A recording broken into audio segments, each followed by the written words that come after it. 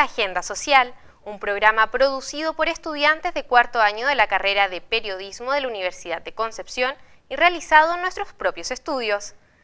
En esta edición, el denominador común de nuestra agenda social serán las distintas aristas de la discriminación en el Gran Concepción, y comenzaremos conversando respecto al problema que se produce hace ya muchos años en los barrios de nuestra ciudad. Joaquín Rifo nos entregará más información al respecto. ¿Cómo estás, Joaquín? Bien, María Ignacia, gracias. Bueno, como tú decías, determinados barrios de la ciudad han tenido que acarrear durante décadas con el estigma de ser sectores peligrosos y de difícil acceso. Con esto, por supuesto, los más afectados son sus pobladores, quienes en muchos casos sienten la discriminación en carne propia y sin poder hacer mucho al respecto. Bueno, en cuanto a esto último que nos comentabas y para que a la gente en su casa le quede más claro, ¿en qué tipo de situaciones se ve expresado este problema? Te cuento, desde encontrar un trabajo, postular a un establecimiento educacional e incluso el descuido de las autoridades con respecto al entorno habitacional. La calidad de vida y el bienestar de los vecinos se ven notoriamente afectados por el solo hecho de vivir en un sector segregado y discriminado. Para que se enteren más sobre este tema, los invito a revisar el trabajo que realizamos junto a Nicolás Maureira. No han faltado el respeto, le han faltado el respeto a la misma comunidad. El término discriminación se entiende básicamente como diferenciar una cosa de la otra. Lamentablemente, es uno de los problemas de mayor magnitud y difíciles de combatir que ha enfrentado nuestra sociedad. En este sentido, Concepción no está exento del tema y una de sus expresiones más fieles es la discriminación en contra de los barrios estigmatizados como conflictivos o de difícil acceso por su peligrosidad. A ver, la discriminación tiene dos lógicas de analizarse. Una puede ser la objetiva y la otra una subjetiva. La objetiva puede estar dado por algunos parámetros, dejar a alguien fuera de la capacidad de tomar decisiones, dejar a alguien fuera de los mecanismos de participación. Y la subjetiva es cómo el sujeto, la persona, el dirigente social, el vecino del barrio, percibe que él está fuera de estos elementos como la toma de poder o de acceder al poder o cómo lo dejan fuera de los mecanismos de participación. La discriminación en un barrio puede pasar de ser un concepto simbólico a convertirse en algo concreto, que sufren directamente y sin opción a réplica las personas que lo habitan. Sin duda, ha sido un conflicto que estos sectores han tenido que acarrear por décadas, trayendo consigo la falta de integración al resto de la ciudad, lo cual es percibido por los mismos vecinos de estas poblaciones. Bocasur se ha caracterizado en su historia por una enorme organización de parte de sus pobladores, pero también por una enorme discriminación que ha sido permanente, que ha sido constante, que el estigma en definitiva que las autoridades también han ido alimentando a partir de la concentración de un montón de problemas que tienen que ver con violencia, que tienen que ver con la desocupación y que tienen su raíz en la pobreza. Hoy día vemos un montón de ejemplos concretos y específicos que materializan esa discriminación, como es buscar un trabajo, por ejemplo, en el centro de Concepción, o lo que es estudiar en el centro de Concepción. A muchos se les niega la matrícula por venir de Bocasur. La periferia de Concepción no solo está constituida por bosque nativo, flora y fauna autóctona, sino que también es testigo de este tipo de discriminación. Dos históricos cerros acusan desde hace muchos años los efectos de la segregación. Compartiendo los mismos problemas de acceso, seguridad e integración a la ciudad, los vecinos del sector Agüita de la Perdiz y el Cerro La Pólvora han levantado demandas para erradicar un nuevo problema: las antenas alojadas y otras que a futuro instalarán en sus dependencias. Los pobladores estamos conscientes de todo lo que se viene encima, pero estamos todos dispuestos a no permitir la instalación de la antena por los riesgos de salud y también por la plusvalía que se nos baja de las viviendas del sector. Viviendas que han sido construidas con harto esfuerzo por los vecinos, peso a peso, para mejorarle la calidad de vida a sus hijos, a sus nietos, y que ahora nos vemos enfrentados a la instalación de una antena, lo cual nos va a perjudicar enormemente tanto para la salud como para la plusvalía de nuestras viviendas. En la misma vereda, pero con el problema de las antenas consolidado desde hace ya más de 2 décadas, los vecinos del Cerro La Pólvora exigen una mayor atención de parte de las autoridades para mejorar su calidad de vida y el entorno habitacional, debido a que se rehúsan rotundamente a concretar un trato con fines lucrativos con las empresas encargadas de las antenas. La idea es que nos coopere toda la gente y todos los vecinos se unan, porque es la única manera de impedir que las empresas se apoderen de los sectores poblacionales. Y lo otro con respecto al abandono que nosotros tenemos aquí bastante personas adultas mayores, niños, gente embarazada, y tenemos escaleras en mal estado, calles en mal estado, que a la fecha no se han hecho nada. Carabineros de Chile, institución encargada de mantener la seguridad y el orden público, realiza su trabajo día a día en los sectores más segregados del radio urbano o de difícil acceso, llevando a cabo labores de patrullaje por las zonas en distintos horarios y medios de transporte, desmitificando así los rumores que plantean que algunas poblaciones no cuentan con la misma protección que el resto de la ciudad. Carabineros ejerce fiscalización, ejerce prevención, ejerce patrullaje. En lo que es el Cerro La Pólvora, permanentemente incorporamos, me recuerdo cuando hubo la instalación de la antena, permanentemente accedíamos al sector en camioneta, en distintos medios de vigilancia, nos entrevistamos, ejercemos fiscalización, por lo tanto existen patrullajes preventivos. Cifras entregadas por la primera comisaría de Carabineros de Chile de Concepción arrojó que en 2013 se registraron 64 denuncias en el sector de Agüita de la Perdiz por delitos cometidos en el área, incluyendo el barrio universitario. Con respecto al Cerro La Pólvora, fueron 31 acusaciones en el mismo tiempo, principalmente por robo. Los vecinos de barrios periféricos expresan con convicción su deseo y necesidad de políticas públicas que integren sus poblaciones a la ciudad, para así poder terminar con la segregación social y urbana que tienen que enfrentar diariamente. Sin duda, esta es una de las expresiones más crudas de la discriminación, pues no solo afecta a quienes viven en estos barrios segregados, sino que también a las generaciones futuras, que serán víctimas de este problema de no ser tratado a tiempo. Otra arista que queremos darles a conocer es quizás más cercana a cada uno de nosotros, ya que se presenta a la entrada de los locales comerciales bajo el cartel de la Administración se reserva el derecho de admisión, lo cual es ilegal según la legislación vigente, ¿no es así, Jean-Pierre? Efectivamente, María Ignacia, esta ley entró en vigencia en el año 2012 con la lamentable muerte de Daniel Zamudio y se mantuvo por 7 años pendiente en el Congreso. Bueno, imagino que al ser una problemática que le puede pasar a cualquiera, tiene soluciones al alcance de todos. ¿Cómo lo puede hacer un ciudadano para denunciar estos malos tratos? Claro que sí, María Ignacia. Las personas tienen instancias en las cuales pueden recurrir, como por ejemplo yendo al CERNAC o a un juzgado de garantía sin la necesidad de contratar un abogado. Te invito a ti y también a nuestros televidentes a ver el siguiente informe.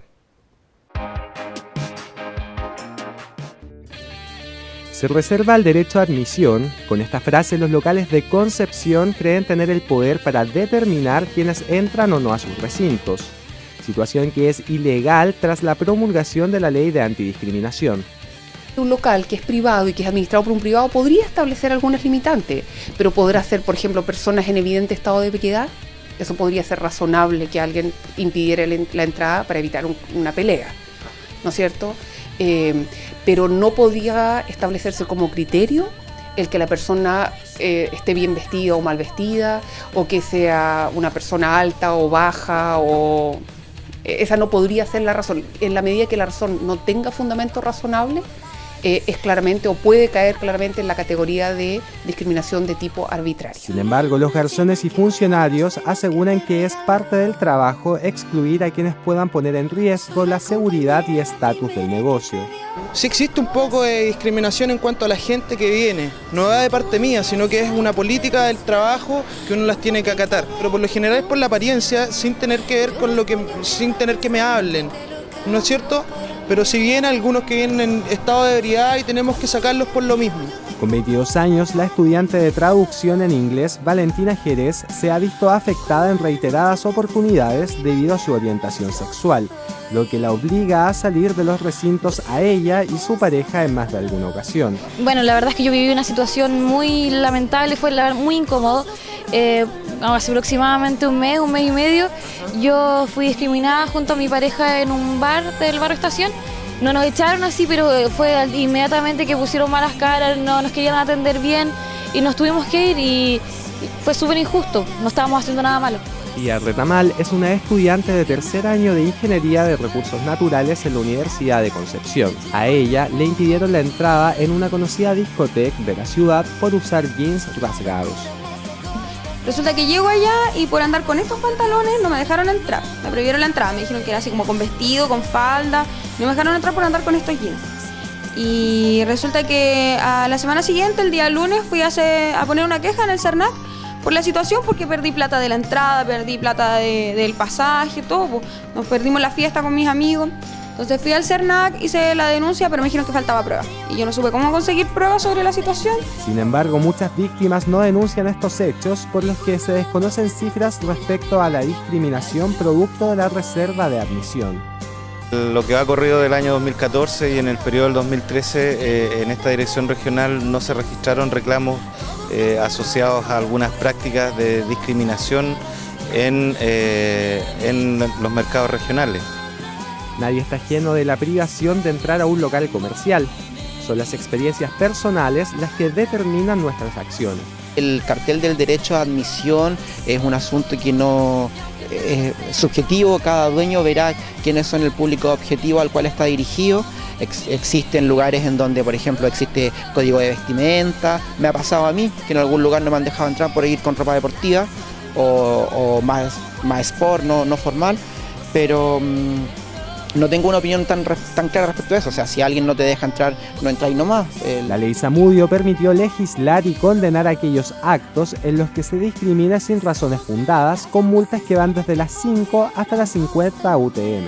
El primer fallo de esta ley fue respecto de un motel que impidió el acceso a una pareja de mujeres homosexuales, lesbianas. Y las razones que dio para no permitirles el acceso fueron consideradas insuficientes. O sea, se consideró que había una discriminación arbitraria, una discriminación sin fundamento razonable, y fueron condenados a pagar 50 unidades tributarias, o sea, el máximo de las sanciones. Pero la legislación solo puede actuar en su totalidad si es que los ciudadanos afectados denuncian estas prácticas ilegales. Si algún consumidor o consumidora se viera afectado por este tipo de situaciones que le pudieran ocurrir con ocasión de querer adquirir algún producto o contratar algún servicio, tiene que realizar el reclamo ante la empresa o, si el reclamo no prospera, ante nosotros como CERNAC, y si aún así continúa siendo un resultado desfavorable, le queda la posibilidad de denunciar directamente en los juzgados de policía local o en los tribunales de justicia. Frente a esta situación, diversas campañas de gobierno, tanto chileno como extranjero, intentan crear conciencia a la población. No es necesario que ocurra una muerte más para un cambio de actitud. Todos podemos ser discriminados. Para que situaciones como las sucedidas a estas dos estudiantes no ocurran en un futuro, los ciudadanos debemos tomar conciencia de que esto es un delito y denunciarlo a las autoridades que corresponden. Ahora, cambiando de tema, pero continuando con la exclusión social, nos referiremos a aquellas personas que padecen esquizofrenia. Como bien me comentabas, Daniel, es solo el 1% de la población chilena. Claro, María Ignacia. Uno de los factores que incide en esto es el miedo a lo desconocido. Miedo fundado en la incomprensión de visiones que no se adaptan a la realidad, por la que las personas con enfermedades mentales se ven discriminadas por su entorno, dificultando la vida tanto como para ellas como para su familia. Pero este miedo del que nos hablas, ¿es justificado cuando vemos tantas atrocidades respecto a la esquizofrenia? Bueno, la forma con la que nos referimos a estas personas y cómo nos organizamos no puede dar luces para comprenderla, pero mejor los invito para ver el siguiente trabajo que hicimos junto a Natalia Matus. Ha sido una historia bastante difícil, o sea, desde que nos enfrentamos la enfermedad como tal, llegamos a manos de psiquiatra. Han pasado 8 años ya de tener un diagnóstico más asertivo de qué se trata, que en este caso es esquizofrenia. El diagnóstico tiene como característica central, ¿no es cierto?, que las personas que han sido diagnosticadas con este problema tienen, ¿no es cierto?, han perdido la conciencia de realidad. Es decir, ¿a qué me refiero con esto? ¿Ya? O la gente dice pérdida del juicio de realidad. ¿Ya? Esto tiene que ver con que todos nosotros vivimos una realidad que es consensuada socialmente. ¿Ya? Pero cuando una persona, ¿no es cierto?, tiene un diagnóstico de esquizofrenia pasa por periodos donde esta realidad, que es consensuada socialmente, ¿no es cierto?, se pierde sus límites. La sociedad cumple un rol fundamental en la integración de las personas con esquizofrenia. Sin embargo, la poca información que existe al respecto y la falta de empatía de la ciudadanía hacen que la enfermedad sea mucho más dura. Se descompensa cada cierto tiempo, hay que estar alerta, contar con una ambulancia, muchas veces con carabineros por la violencia que él experimenta, y hay que estar alerta. Es una enfermedad que hay que estar alerta. O sea, igual está con tratamiento, se toma sus remedios, pero igual te lleva a un momento que tú no sabes qué va a pasar. Y es un riesgo constante. ¿Qué le pasa a una persona cuando, ¿no es cierto?, empieza a escuchar, no sé, que la gente murmura de ella? ¿Qué le pasa a una persona cuando empieza a pensar, ¿no es cierto?, que parte de su familia quiere perjudicarla y está contra de ella? ¿Ya? Lo que empieza a pasar con la persona es que se empieza a asustar. Por ejemplo, yo voy al centro, lo dejo caminar unos pasos adelante y yo observo las reacciones de la gente frente a él y lo ven de manera distinta. Muchas veces se ríen de él, se burlan de él y tengo que estar encima de repente discutiendo con desconocidos, con el que sea que se me cruce, y si lo trate mal lo tenemos que defender. Lo único que hacen es aplicar medicamentos para una cosa, para la otra. Si un medicamento le produce saliva, le dan otro para la saliva. Si un medicamento le produce incontinencia urinaria, le dan uno para la incontinencia urinaria. Entonces es como un parche detrás del otro. Hay un entorno social, ¿no es cierto?, que ya sabemos tiene prejuicio, ya, y estigmatiza este tipo de situaciones. Por tanto, eso también se vuelve una barrera para la familia, una barrera para acceder a apoyos y ayuda, ¿no es cierto?, de una red social más amplia. Cuando a él le vienen las descompensaciones, generalmente hay vecinos con muy buena voluntad, pero hay otros que ojalá nos sacaran del lugar porque consideran que es un elemento peligroso. Entonces nos ha pasado, y aquí donde vivo actualmente hay una persona que está haciendo algo para que salgamos, y es producto de él porque él siente que es peligroso. Y muchas veces también es criticable que en la televisión también se hable como el esquizofrénico, que es peligroso, y generalmente ponen muchas historias de gente con esquizofrenia de peligro. O sea, si hubiera un apoyo también de las redes sociales, de los periódicos, de la televisión, que hablaran bien de la enfermedad, que también hay personas que sí se han rehabilitado y que son distintas y que pueden llegar a ser mucho más en la vida, también tendríamos un apoyo importante. El Servicio Nacional de la Discapacidad es un organismo que impulsa la integración de las personas con esquizofrenia, generando concursos públicos para usuarios y también para sus familias. El Servicio Nacional de la Discapacidad tiene una oferta programática no específica para personas con discapacidad mental, pero sí toda les sirve a las personas con discapacidad mental, sea por causa psíquica o por causa intelectual. Nosotros tenemos un fondo concursable, un concurso nacional de proyectos en la línea de educación, de salud y de trabajo. Ya que se hace inauguración, ya sea recreación, cultura o exposición o charla, todo esto nos ha ayudado como terapia, para que los chiquillos se vayan desenvolviendo mejor, vayan controlando mejor todo. Y para la asociación igual, para la comunidad igual, hemos tratado de intervenir, como con los proyectos que le decía, en forma, como aportando a la comunidad igual, aportando a la comunidad. Y todo esto a los chiquillos les sirvió, como digo, aparte de estarnos viendo frecuentemente y viendo que estamos todos estables. En la mayoría de los casos, los padres tienen el temor del futuro que les espera a sus hijos cuando ellos no estén. Es por esto que urge la creación de una ley de salud mental que ayude a la inclusión y mejore la calidad de vida de las personas con esquizofrenia y su entorno.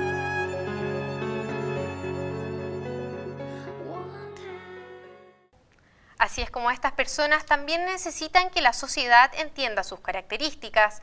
Algunos psicólogos españoles se refieren a la diversidad funcional, un proceso que nos podría llevar al desarrollo. Ahora, continuando con nuestro programa, hablaremos del derecho de familia. Más adelante conversaremos con Antonio Arriagada, abogado experto en el tema. Contamos en el estudio con la presencia de Maximiliano Alarcón, que nos explicará en qué consiste esta problemática. Efectivamente, María Ignacia. El derecho de familia es de vital importancia, ya que a pesar de que estamos en el siglo XXI, existen conductas que atribuyen que el hecho de cuidar a los hijos le corresponde solamente a las mujeres. Por consecuencia, esto conlleva que algunos hombres no tengan la oportunidad de estar con sus hijos. Bueno, ¿de dónde provienen estas conductas que nos mencionabas? Bueno, principalmente estas conductas se atribuyen en muchos casos al machismo, al pensamiento anticuado que existía en la sociedad chilena. Sin embargo, hay quienes acusan que incluso este tipo de situaciones se pueden dar en tribunales de familia. Pero para mayor información, te invito a ti, invito a nuestros espectadores a que vean el siguiente informe que preparamos con Camila Araujo.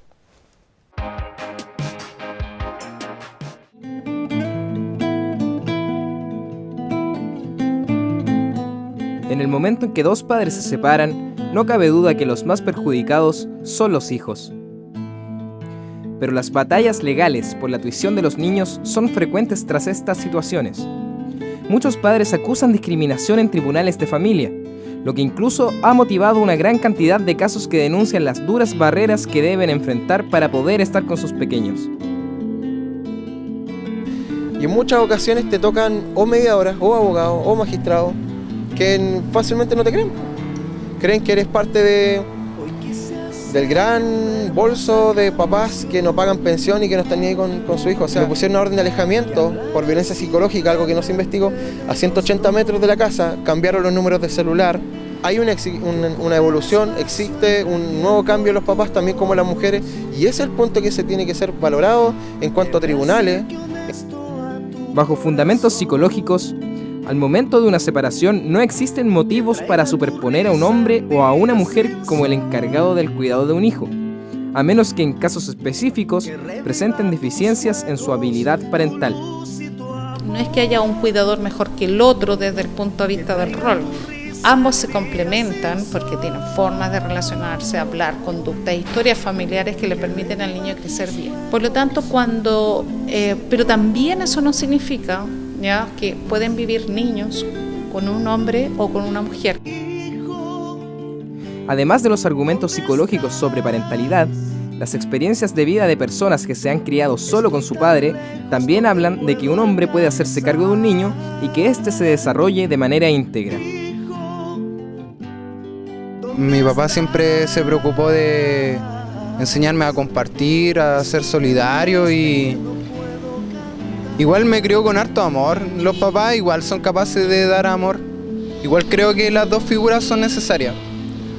Pero un papá o una mamá igual puede suplirla porque eso depende de las herramientas que haya adquirido durante su crianza. Por eso es lo que yo puedo rescatar, que mi papá me dio muchas herramientas.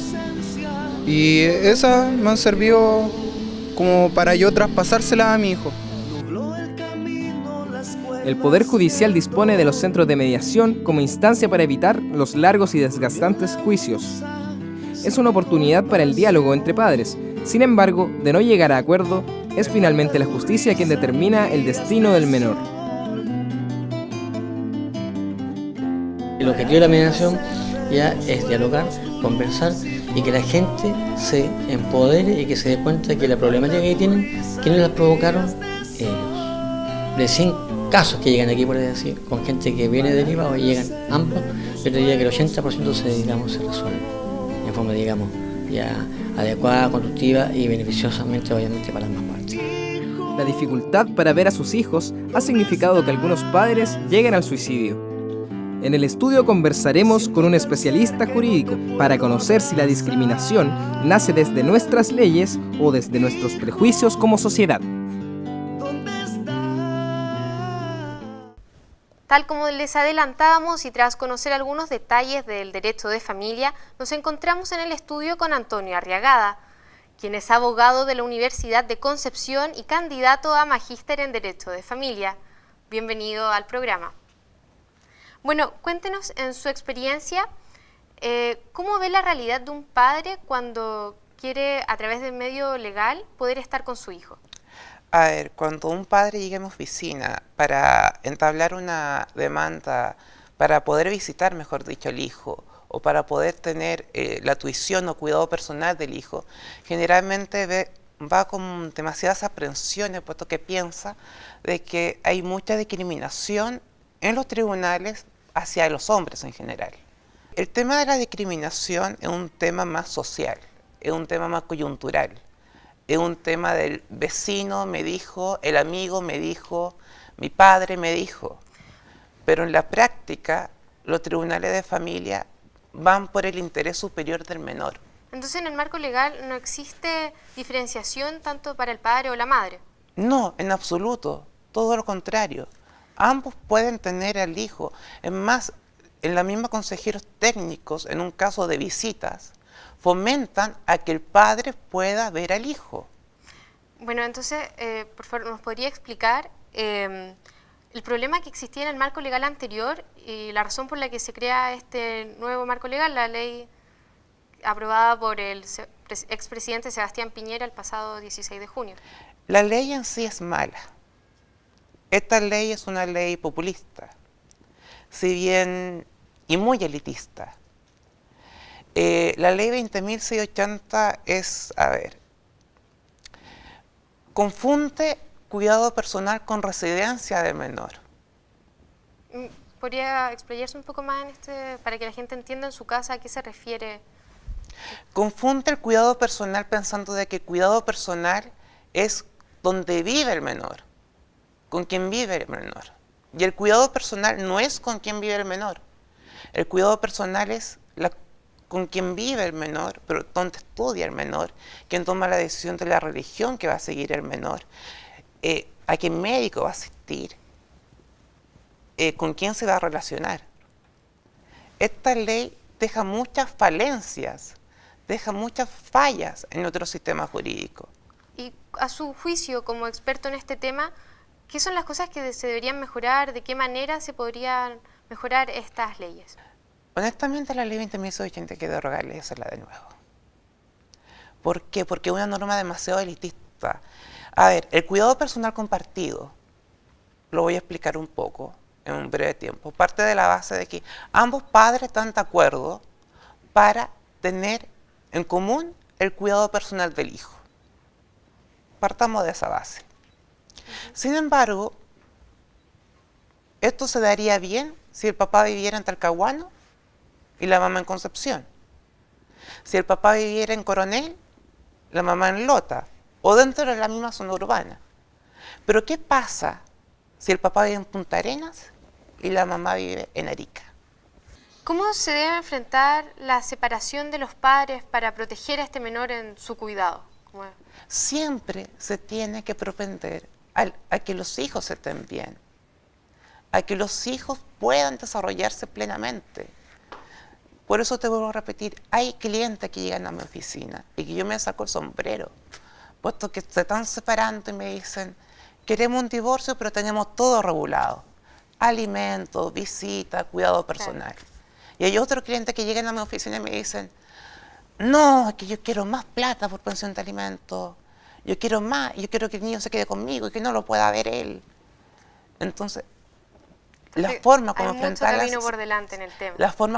la separación es de manera menos conflictiva y siempre preocupándose de sus hijos, porque los tribunales de familia y la nueva ley, si bien tiene errores como yo te dije, lo único que se rescata es que prepondera el interés del menor.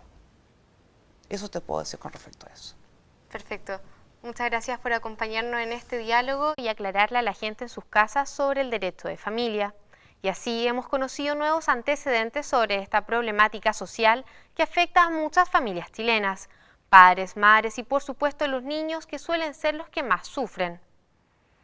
De esta manera estamos llegando al final de nuestra agenda social de hoy, cuyo eje central fue la discriminación en el Gran Concepción.